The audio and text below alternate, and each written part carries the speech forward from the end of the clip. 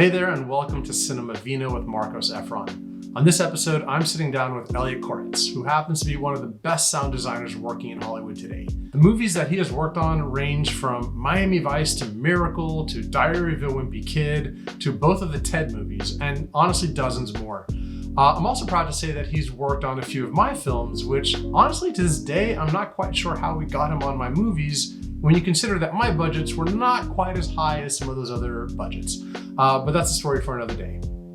And look, Elliott is super talented. He has got a ton of nominations, including a BAFTA, which is the British Academy Awards, that he received for the movie that we're going to be talking about today, which is Collateral.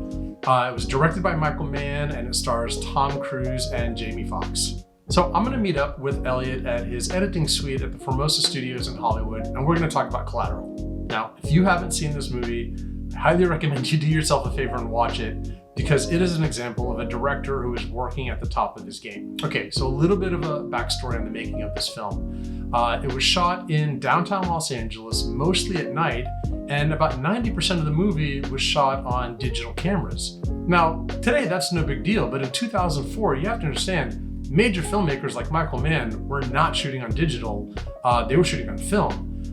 So to shoot on digital, which was at its earliest stages of becoming something that we all think of as a viable option today, just wasn't done. There was no Red, there was no Alexa, and it was something of a risk, especially for a director like Michael Mann.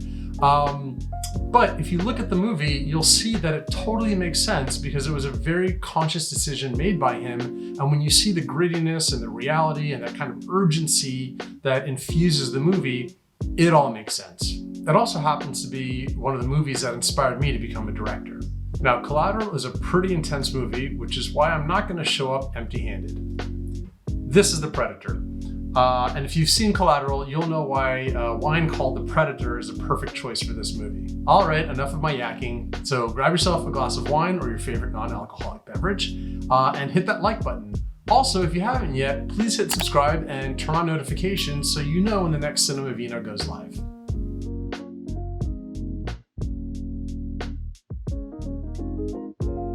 Hey Elliott, thank you so much for doing this. You are the official first guest of Cinema Vino, this filmmaker series where I sit down with filmmakers from all aspects of the industry to talk about what they do, to talk about the movies, and to drink some wine. So tell us who you are, what you do, where we are in this really cool studio here.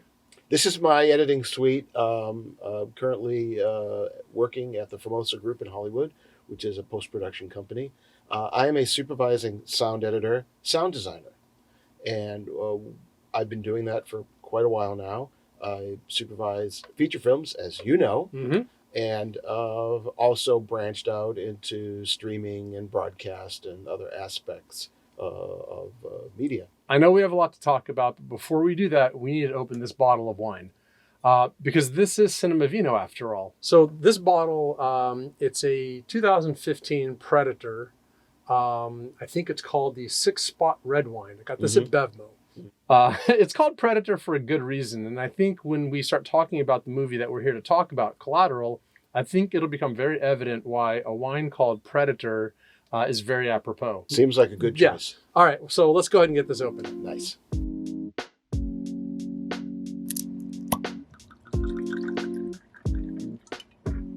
So I guess I want to start by asking you, to kind of walk us through the different disciplines of the sound department. Because, somebody watching a movie or television show, they see all these different credits, an editor, a mixer, designer, Foley. Walk us through all these disciplines and what do they mean? As a sound supervisor, I'm usually the point guy in the sound editing team. And I will assemble a crew of editors, certainly based on schedule, budget, and people that work with me on my crew would be editors that maybe specialize in certain aspects of the sound, dialogue editors, background effects editors, Foley editors, Foley being all the sounds that you actually record for the movie, like footsteps and pats and things like that. And I'm not involved in the music side, so there are music editors that typically work closely with the composer, but I don't oversee what they do. when you're working with somebody who is so good and so at the top of their game, like Michael Mann, whether it's for Collateral or the other movies you've worked on for him and some of the TV shows, he's got a pretty good idea sonically what he wants to achieve. Talk to me a little bit about how that works with the director. I mean, he is a real storyteller, and when you think about some of his movies, I mean, he has sort of been the forefront of creativity, both visually and sonically. The way he used music in Miami Vice, his TV show, was groundbreaking. People hadn't really ever done that before. So he's very attuned to the sound of a movie. And when I started on Collateral, I would sit with Michael, and there was one area that comes to mind right away that was pretty cool, that he said, I want to show you something, and this is very important. There was a scene in the movie they shot where Tom Cruise is on his mission of killing people, and he has Jamie Foxx park the taxi in an alleyway. He zip ties him to the steering wheel so he won't get away, and he leaves to go do his business. Jamie, who's trying to save his life, blows the horn and attracts some people that are walking by down the street, which he thinks are going to help him escape. Turns out they're a criminal element, and they steal his wallet and take Tom Cruise's briefcase. They walk away, and as they walk away, Tom Cruise comes out, confronts them, and ends up killing these guys. Well, on the set, what Michael heard was that alleyway was situated right next to this above-ground parking structure, which was empty. And when they shot, when Tom Cruise shot his gun, which on set would be blanks. Hang on one second. When you're talking about the blanks, just to be clear, you're talking about the sound that actually came out of the blanks being shot on set, which is a sound that effectively you kind of were planning to replace anyway. Is that right? Yes, usually that's what we would do. We would get rid of those because they never usually sound like what you really want. However, in this case, Michael said, listen to the dailies, listen to the production sound when we did this. And when he played it, what was there was amazing. It was just this serendipitous happening where the gunshots reverberated through that empty parking structure, and you had this wild, long, rolling reverberation of the gunshot that was very cool. So Michael said, I don't care what you do in this movie, we're keeping that sound. All right, well, let's go ahead and take a look at the scene.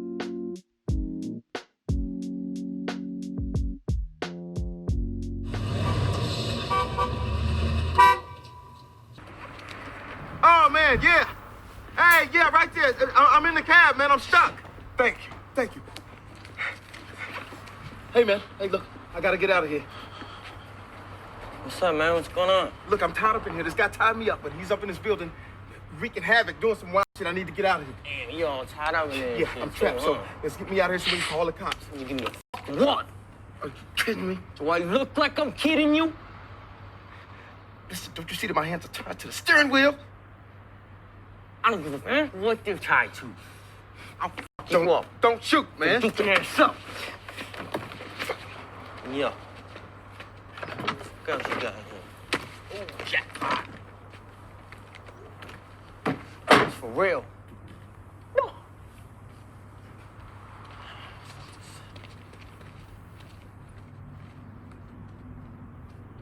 Yo, homie. That my briefcase? Is it your briefcase? Yeah, it is. Why, you want it back? On your wallet. What else you got for me? Huh?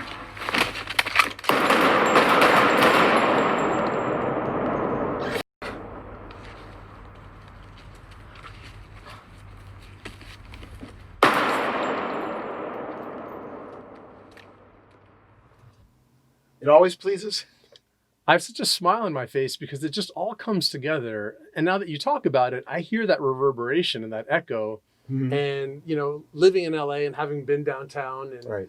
You just know that sounds so real, and it just makes you feel like you're right there. It was really important to Michael to have real sounds. All right, well, look, this is such a great movie, one of my favorites, and it's a perfect movie for a wine called Predator. Tom Cruise, he was definitely a predator in this movie. Absolutely. We see him as the apex predator. So, speaking of the Predator, this wine, according to some reviews I've read, this wine has a vibrant, sweet bouquet of raspberry jam, caramel, and cinnamon toast. What do you think? It's amazing. I was thinking those very things myself. Actually, being a sound editor and not a director or producer or whatever, I don't always have access to the higher end wines. But I often, will get something with a little screw top. I have no problems at the screw top. Here's a question I have that I think it's relevant to all aspects of filmmaking, and that's the advent of new technologies. Talk to me a little bit about how new technologies has changed the way you do your job. It has changed it radically. I've been doing this long enough that when I broke into the industry, when I started, I was working in film, using moviolas like what I have here. Back then, we were very limited in the way we could manipulate tracks.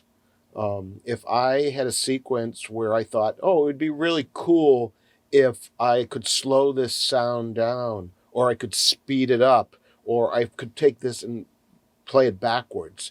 Things even as simple as that right now would take me a second to do. I would have to take an actual physical piece of 35 millimeter magnetic stripe film to a transfer department, to a department where there were guys that were engineers, a little more technically minded. I'd say, can you speed this up and maybe try it at 20% or 30% or 40%? Or could you do, and I would not know. Then maybe they would take a day and come back to me, and then I would try to make it work. And it was a lot of trial and error. And also, because analog was a destructive medium, it's all gone. I've chopped it up and used it, and now I have to, if I want to try it again, I have to go get another copy and go through this process. That laborious process now I could do in 30 seconds.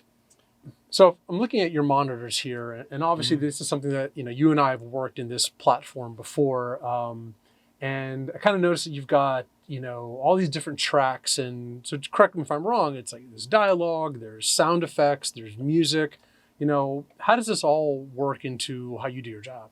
Pro Tools, which is an Avid company, has ended up being the software of choice for pretty much everything we do in sound now. And what it does, it allows me to have hundreds of tracks where then I can separate into groupings just the background sounds, wind, birds, and trees, the specific hard effect sounds we call, like doors opening and closing, punches, things like that. Design groupings where it's long tonal things. Foley, which is footsteps and pats and grabs and things like that.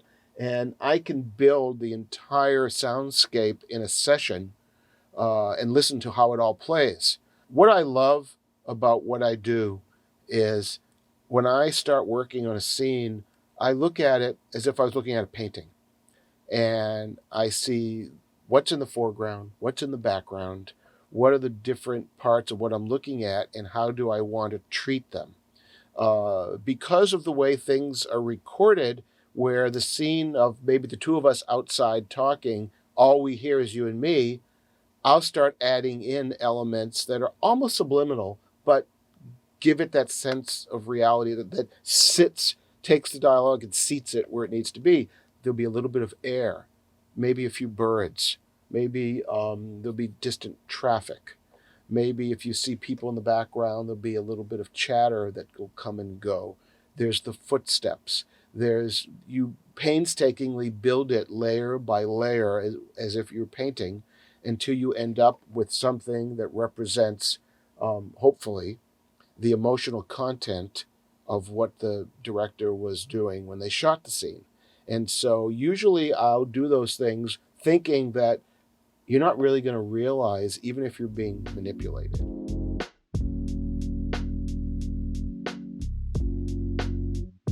Okay, so my last question is one that I think pertains to what a lot of content creators today are doing, and that's making YouTube content. Whether it's something cinematic or whether it's their own YouTube channel videos, what would you say is the number one piece of advice you would give to somebody who's looking to elevate their sound game? As much as you can, try to control your environment. I mean, it's really critical, particularly when you're working with limited resources, to try to get as good a sound as you can get on set. And if it's the dialogue you're looking for, spend the money to try to get as good a microphone as you can. Think about the environment of where you're shooting.